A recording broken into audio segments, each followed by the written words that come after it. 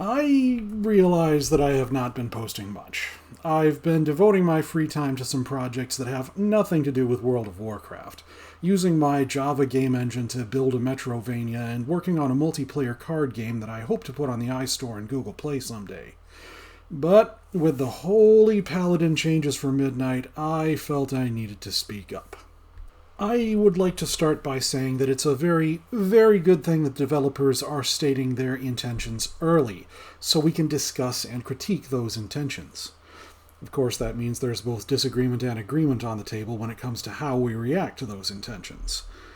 I think one of the most important questions to ask about the intentions are, what price is too high to pay in pursuit of these intentions?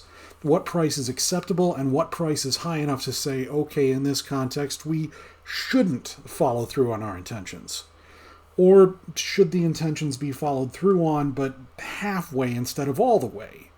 I mean, sometimes half measures are worse than making no changes. Sometimes half measures are simply ineffective compared to following through all the way, and sometimes half measures are exactly right. It depends on, well, a lot of things. Some of those intentions are a mixed bag, in my opinion. Light of Dawn, for example, it was sometimes hard to tell who was and who wasn't in the cone. If they added some ground effects that make it clear who is and who isn't in the cone, that'd probably help. Though I never really thought of that as much of a problem, because, well, probably it's because I've used Light of Dawn a lot in Looking for Raid, where there are always a lot of people clustered together when we're in a group healing situation, so my Light of Dawn is all but guaranteed to hit someone who needs it. Mythics, I can't speak to those. The circle may well be better for that. Honestly, if it were up to me, I'd do both. Have a wider circle, have a frontal cone, keep them a limit of the targets that can be healed by it the same, and for the love of the light, add a ground effect that makes it really obvious who's in there and who isn't. The cone is one of the things that makes healing as a paladin different from healing as a druid, priest, monk, shaman, or evoker, so taking the cone out is something that shouldn't be done very lightly. By contrast, there are some other intentions that look like they've got a very high price to me. Removing mid-range cooldowns means taking buttons away from us. It never feels good to have buttons taken away, even when they stick around as add-ons to existing abilities. In fact, sometimes it feels bad precisely because of how they get tacked on to existing abilities. For example, I like Tyr's Deliverance, like a lot.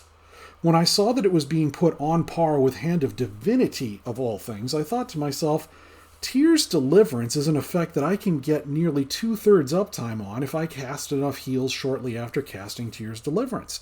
Hand of Divinity only affects 2 casts of Holy Light, and there's no way to increase that number. The only thing these abilities have in common is their cooldown. They are not of similar value at all. They'd have to devalue Tyr's Deliverance like a foreign currency to make it on par with Hand of Divinity. It turns out one of the many changes is taking out that prolong ability, which, yes, brings Tyr's Deliverance down to the point where it's on par with Hand of Divinity's value. They now suck about equally. Or at the very least, that's what it feels like. If Tyr's Deliverance had never existed, and you said to me, how about adding a few heals automatically radiated out from your Paladin right after you cast Avenging Wrath, then it would feel like a neat bonus. But that's not the reality. The reality is that the fun gameplay of prolonging Tyr's Deliverance has been there in Dragonflight and the War Within, and I'm losing that fun gameplay in Midnight. The cost of pursuing the intention is massively devaluing an ability, while also removing a sizable chunk of fun. How high a cost is too high here? Because this feels pretty stinking high. Holy Prism's removal is also feeling pretty high. I mean, it's one of the few abilities in Holy Spectre that can deal damage as well as heal, which is one of the things that makes it cool. Heck, I use it all the time while I'm soloing as Holy, and it's a damage button. And I feel like I don't have that many damage buttons, which makes its loss all the more painful. But then it occurred to me just how many other healers have healing plus damage skills in their spec trees. Discipline shouldn't exactly count since it's all about healing through damage via atonement, so that makes it so different from other healing specs that I don't think I should count it. So of the other ones, which ones have damage talents? Well, Preservation doesn't have any. Druid's Restoration kind of has something in Convoke the Spirits, but it's kind of an edge case there. Mistweavers have Jadefire Stomp and Rushing Wind Kick. Holy Priests have Holy Word Chastise, and Restoration Shaman have Healing Rain with the Acid Rain talent. So I suppose having just one spell that both heals and does damage isn't that unusual. But it still feels like a step backwards to have Holy Prism taken out like this.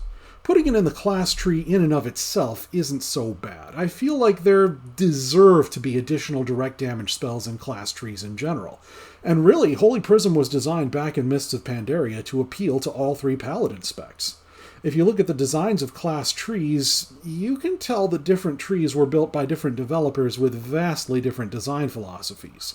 Warriors, for example, have direct damage abilities in their class tree in abundance, while Evokers, for another example, have practically none unless you count a spell that only deals damage to damage shields. In general, I like the idea of having a good supply of direct damage spells in a class tree, as it hands players a lot of agency as to what their kits are going to look like, and hands players a lot of agency as to what their particular player character can and cannot do. But making Holy Prism mutually exclusive with Divine Toll is just plain and simple taking an ability away from us, no matter how you slice it. Right now I've got both. If this change goes forward, I won't have one of them. And honestly, there's no comparison. Divine Toll can totally fill my Holy Power, and Holy Prism cannot. It's de facto taking a damage button away, yet more cost for Blizzard pursuing their intentions. I have a few more things before I steer my critique in another direction. They're attaching quite a bit to Avenging Wrath here. And one critique that I've heard before is, I'm tickling the mobs when Avenging Wrath isn't up, and I'm hitting them like a truck when it is. It's too big a contrast and too narrow a window to cram all our awesomeness into. This current design of Blizzard's, I feel like it's investing too much into one ability. Secondly, Repentance has been quietly removed from the class tree, and I do not see it in any of the spec trees. It's an ability that's been around since vanilla. It got way better when it was standard CC on par with Sap or Freeze Trap, and I'm really sad to see it go. I'll admit, crowd control got way out of hand in Mists of Pandaria, and when someone is crowd controlled, they aren't making decisions, and there's no fun to be had without decisions. But this doesn't feel like the right way to go about this. Finally, before I steer elsewhere, I'd like to say that Beacon of the Savior is definitely something they need to pivot on. Unless there's some baked-in advantage to directly healing a beaconed target, it makes more sense to put that automatic beacon on the second most injured nearby ally rather than the most injured ally. Either that, or make the effect something other than the current effective Beacon of Light or Beacon of Faith. Something that buffs healing received or increases your haste when you're casting on that target or something like that. Not copying healing to a target that we're most likely going to be directly healing anyway. If the effect were a buff to healing, then the gameplay of chasing Beacon of the Savior around would at least feel similar to the currently lost Tears Deliverance gameplay, which would partially make up for the awesome loss that we are getting from all this merging and pruning and mutual exclusion and nerfing. With those critiques out of the way, now it's time to talk about solutions. I personally think there are better ways of accomplishing a goal like Blizzard's current goals, and that there is a better and lesser extent to which Blizzard's current goals should be pursued. But before I do, there's yet another point I want to make, and this is the kind of point that I rarely make because I'm a details-oriented thinker. I'm going to take a step back and look at the next expansion's theme. I mean, when you think about what Midnight fundamentally is, the final clash between light and void, Paladins and Holy and Disciplined Priests should be at their most awesome, not at their least awesome. And taking away abilities and gameplay mechanics from us at the exact moment when we, by all rights, should be at our most awesome doesn't make any sense at all. Not unless it's supposed to be foreshadowing that the Void wins.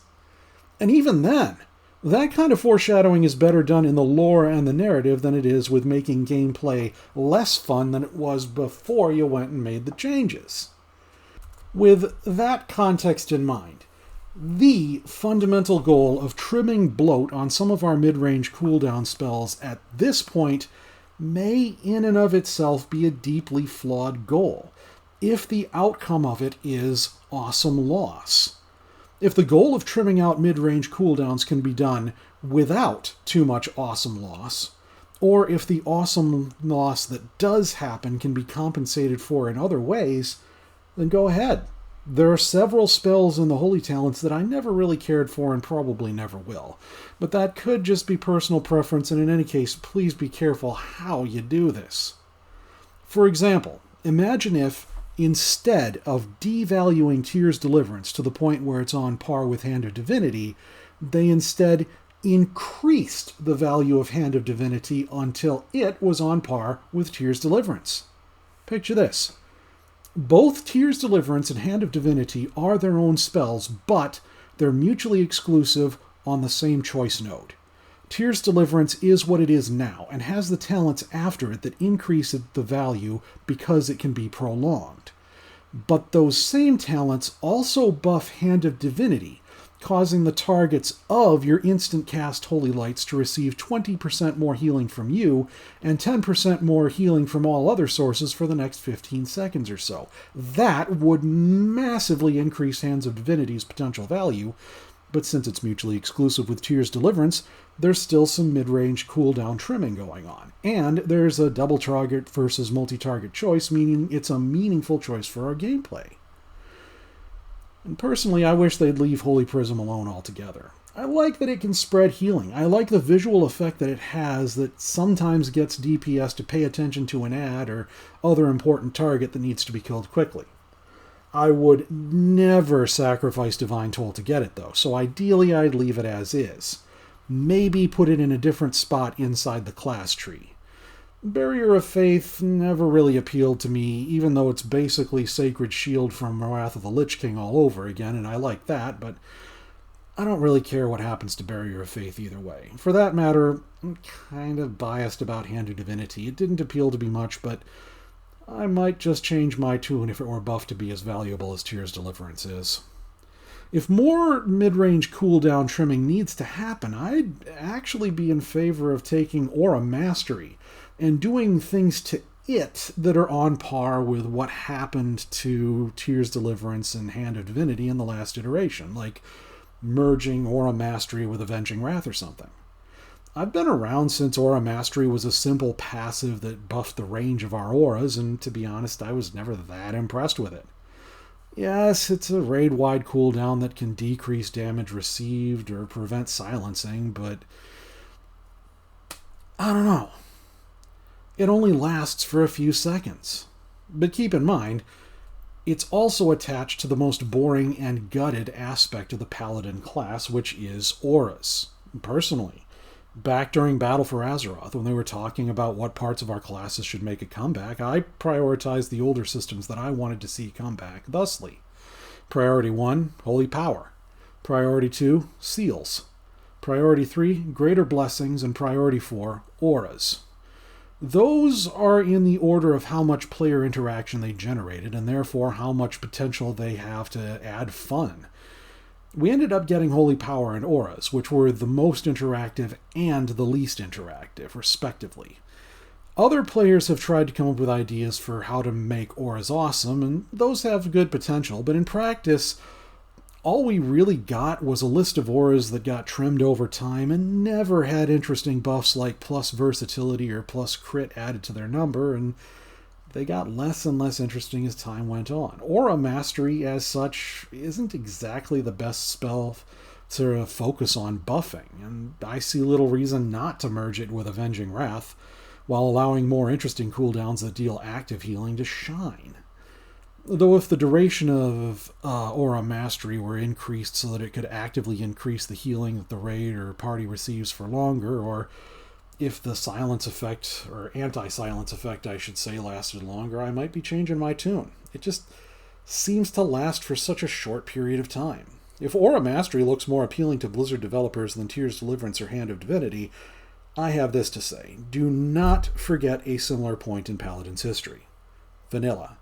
Before patch 1.9, Blessing of Kings was the most powerful raid buff in the game, able to significantly increase the damage output of classes that relied on base stats like strength and agility, and even able to increase stamina, which is health for tanks. It was no small thing. But that did not mean that putting Blessing of Kings at the deepest and most expensive part of the Retribution tree was a smart design decision.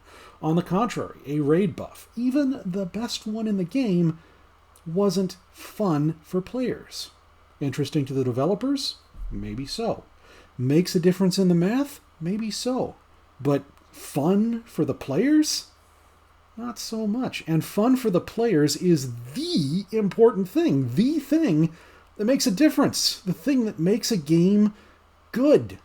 And things that go boom, dealing active damage and healing with their abilities, those are what make for interesting talents that feel like they're worth the investment that deep talents require.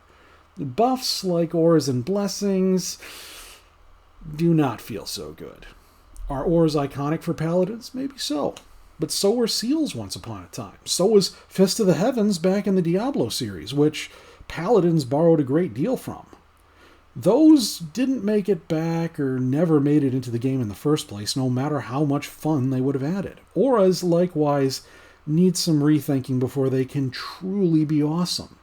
Perhaps even going so far as to add actively damaging auras to the game, or auras that have the power to buff a raid's actual damage output, or even mixing auras with active spells or strike abilities that activate or empower those auras.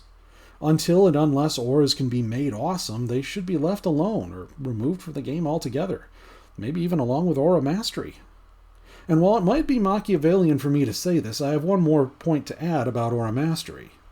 If you're a Blizzard developer, and you had your heart set on making aura mastery awesome, and this whole spiel that I just dispensed made your heart sink at the thought of diminishing aura mastery by merging it with Avenging Wrath, then never forget that this same feeling is what you generate in players like me when you plan to diminish Tyr's Deliverance the way I proponed diminishing aura mastery just now. And no, I wasn't just saying this to manipulate developers' emotions to make a point. I really would rather see Hand of Divinity's value increased and made mutually exclusive with a left-alone Tyr's Deliverance while Aura Mastery got merged with Avenging Wrath over the changes that this iteration of Midnight's alpha talents is presenting. Again, what costs are too high when it comes to pursuing your intentions, and what intentions are worth setting aside? I'm trying to picture what it's like to be a developer, what their perspective is on all this. You can tell that from how I'm trying to manipulate them emotionally. But anyways, I know that when I come up with ideas, they very, very quickly build upon themselves, and I suspect it's the same way with Blizzard developers. For example, they may already be making deep plans around having Holy Prism and Divine Toll behaving the same way, and it may look to them like it's already too late to talk about undoing or rethinking the changes to Holy Prism. And when I'm coming up with ideas, there are often a few ideas that I end up latching onto and valuing very highly. And again, I suspect it's the same way with the Blizzard developers. For an example of that, they might have already attached so much importance to making Aura Mastery awesome that they're cannibalizing awesome from other abilities to enable that goal. Maybe some of what I'm saying makes sense to them, but they feel either unwilling or unable to go back on their plans, no matter how much sense I'm making. If that's the case, there is yet another technique that Blizzard can use to offset the awesome loss with these nerfs, mutual exclusions, and prunings. And that is giving us new abilities to fill in the gaps. And I'm not just talking about abilities that are on mid-cooldowns like Tyr's Deliverance of Hand of Divinity or anything like that. I'm talking about abilities that are part of our regular rotations that provide some real quality of life improvements. If you've seen any of my videos on this channel before, you'll have a pretty good idea where this is going. But there are some new details in the current context that make this relevant and worth hearing about.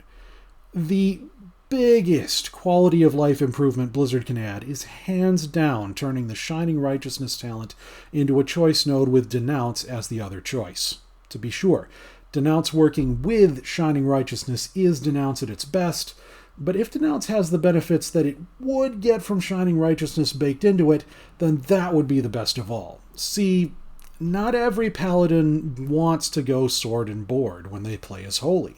Some are okay with a main hand weapon and an offhand frill stat stick, and others want to wield a big old two-handed weapon. Maybe transmog it to look like the Silver Hand from Legion. But as long as our only option for spending holy power to do damage is Shield of the Righteous, those pieces of equipment are sadly closed to us. I have had to vendor 2 different awesome-looking two-handed scimitars in patch 11.2 simply because I need to wield a shield. Having Denounce as a PvE talent instead of a PvP talent would solve this issue and open up these equipment options, and I for one think it's well past time for something like this. Plus, simply having another damage spell in the Holy Tree would add awesomeness. Though, for maximum awesomeness at minimum effort, a couple cosmetic changes should happen. The size of the projectile should be increased to what it was in Mists, and it should use the spellbook casting animation instead of the flash of light casting animation. I mean, for the love of the light, that spellbook casting animation is begging for a projectile spell to be added to it. Secondly, I think it's time for Holy to once again have a ranged filler spell with no cooldown. Holy Bolt would work. Exorcism could function as this ranged filler spell. No need to add a damage over time effect to it in any way, shape, or form, though a damage over time for Holy wouldn't be as bad as a damage over time was for Retribution. Oh well, whether the new spell is Holy Bolt, Exorcism, or something else I haven't even thought of, it doesn't necessarily have to be in the Holy Talent tree either. Much like how Consume was placed in the Devourer Demon Hunter's baseline abilities, Exorcism or Holy Bolt could be placed in Holy's baseline abilities. Or it could be a talent that replaces Judgment in a pinch. Ideally, it would be able to consume Infusion of Light. As it is, with Inflorescence of the Sunwell, I never have the ability to consume all my Infusion of Light charges with damage spells before those charges expire. So if nothing else, having a damage spell with no cooldown would enable me to consume those charges. Again, adding a new damage ability, especially one that we get to use rotationally, adds awesome. And it takes the edge off of the awesome loss that is happening because of this pruning and mutual exclusion and all this other stuff that was happening in this first iteration. And if we are losing some abilities with cooldowns that can do damage, well, hey, we're going to have a few gaps in our rotation that a filler ability could neatly fit into.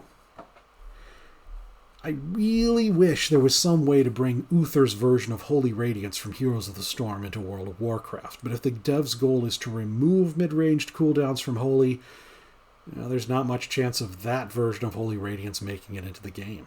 Honestly, Midnight is thematically the perfect time to add a new spell like Uther's Holy Radiance, and it would help to make up for some of the lost group healing. Then again, if it's got a very short cooldown, like 10 seconds or so, maybe it would fit. Who knows?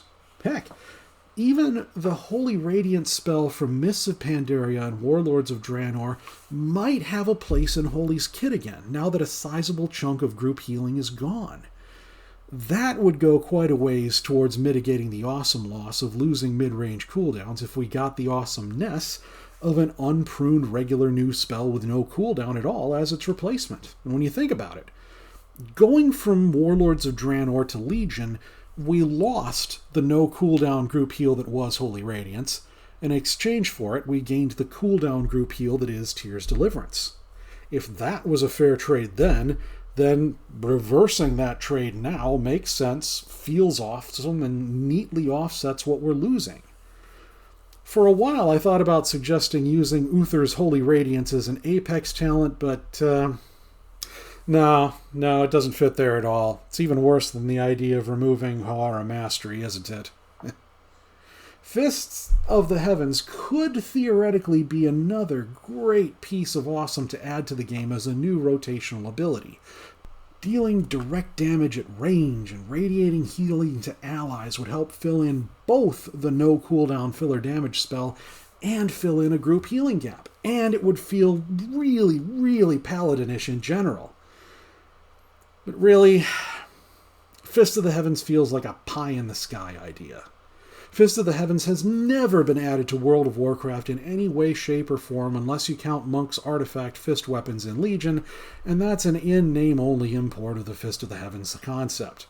Holy Prism was about the closest we ever got to Diablo's Fist of the Heavens ability, but hey, with Holy Prism's all but removal, maybe there's some room for an idea like this. One other thought. If Holy Prism needs some other spell to share a choice node with, might I recommend reviving the old Light's Hammer talent, albeit renamed to Ashen Hallow? Bringing that back in some way, shape, or form, even if it's a mutually exclusive talent with some other active spell button, would again add awesome. Here's a weird pie-in-the-sky cosmetic idea that could be a big quality of life improvement or a consolation prize after all the pruning they've been doing. A choice node in Holy's talent tree, right where Righteous Judgment is now, allowing us to replace Consecration with the version of Holy Wrath that was going to be Holy's filler spell for a span of time during Mists of Pandaria's beta. It had no cooldown, it was AoE, and it sent a volley of Holy Bolts at a target. But in this version, it could replace Consecration. I'd totally trade Consecration for something that visually spectacular and, of course, that has no cooldown.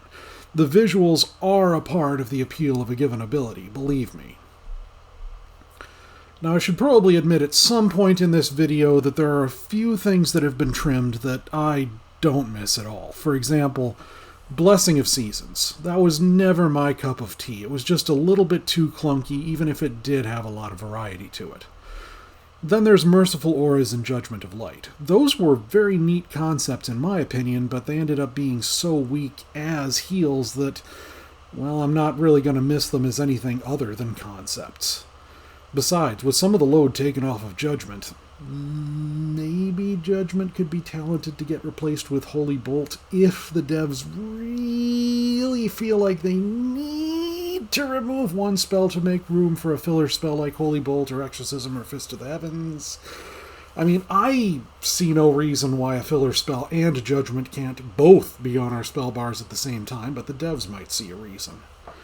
Of course, the devs have invented a truly nifty trick for dealing with spellbar bloat, which is to have some abilities morph into other abilities while they're on cooldown. Downpour is a good example of that. Restoration Shaman were defined by having oodles of healing buttons, and to combat spellbar bloat, the devs set up a system where Healing Rain turns into Downpour while Healing Rain is on cooldown. The Downpour button is sort of subsumed into the Healing Rain button, so there's really only one button, even if it does control two different spells.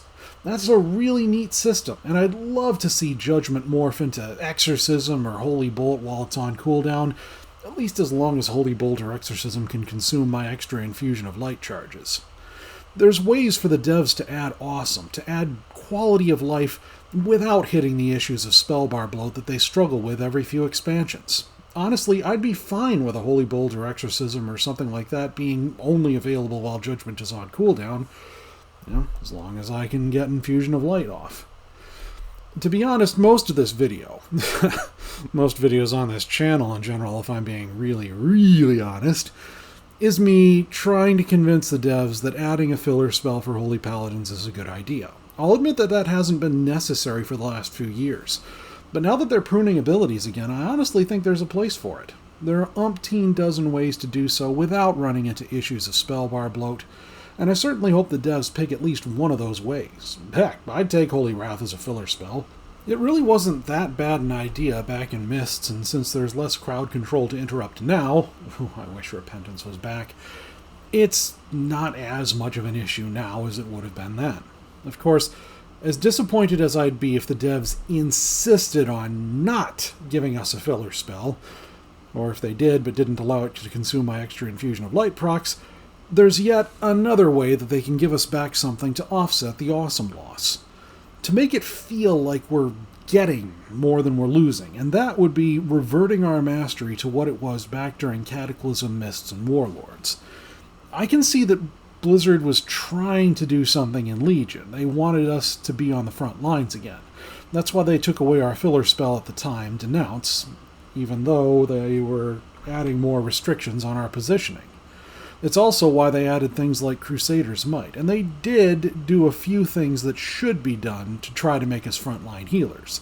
They gave us a mobility tool in Divine Steed. We should really be able to talent that into Speed of Light again. And they also gave us another instant heal in Light of the Martyr so that we can heal while running towards a target.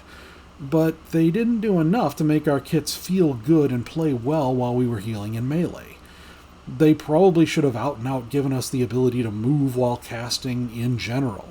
They should have given us active strikes that directly heal allies or that switch which aura we're providing. For example, physical damage mitigation versus magical damage mitigation, or direct healing, or empowering damage, those kinds of auras. And there should have been some heals that had really short ranges, kind of like they did with Light of the Dawn in this expansion, but that feels like it's too little too late. And when you think about it, we were frequently taking the Beacon of Lightbringer talent to jailbreak ourselves out of having to be in melee, and now it's gotten to the point where that jailbreak talent isn't even possible to skip. Let's face it, the grand experiment with a mastery requiring us to be near the targets of our healing has failed, and going back to the old mastery where our heals provide some damage shields is simply a much better idea. And since so many of us want it, getting that old mastery back would be such a major win for Holy Paladin players that it would do a lot to offset the awesome loss. Granted, it may require rethinking of a lot of talents that are providing damage shields in this iteration, but that just opens up more possibilities for giving us back awesome things to offset the awesome loss of all this pruning and merging. What worries me is that the developers aren't sensitive to the perils of awesome loss and are so focused on their goals that they aren't focused on player experience and the emotions that their changes are evoking. If they give us back as much or more than they take away, or if at least it feels like they're giving back as much or more than they take away, then it won't be a problem. Honestly, I would gladly trade Crusader Strike for a ranged filler damage spell with no cooldown, subsumed under Judgment spellbar button or otherwise, and I'd gladly trade Tears Deliverance for a return to Mists of Pandaria style Holy Radiance spell with no cooldown. If the kinds of changes they're making end up making room for those fun and or visually impressive abilities, then things like the removal of Crusader Strike from Holy's kit are well worth welcoming. But the question is, are the devs prepared to add abilities at the exact moment when they seem to be in pruning mode? I mean, the devs giveth, and the devs taketh away. Usually in cycles of about 3 or maybe 2 expansions at a time. And right now the devs are once again in their taketh away phase. But really, I wish they'd choose some other time to go into their taketh away phase. This is the expansion where adding awesome is key and should by all rights be prioritized and happening. We should be hurling holy flames off of our swords, just like Lady Leodrin was in the trailer, or forming orbs of holy light energy and pool queuing them at enemies the way Vindikar Marad did in the Warlords of Draenor cutscene. This should be our moment of maximum awesome, where the light shines in us and through us, brighter than ever before. So unless the devs are prepared to give back as much or more than they're taking away, they should save the pruny fingers for the last Titan, I'd say.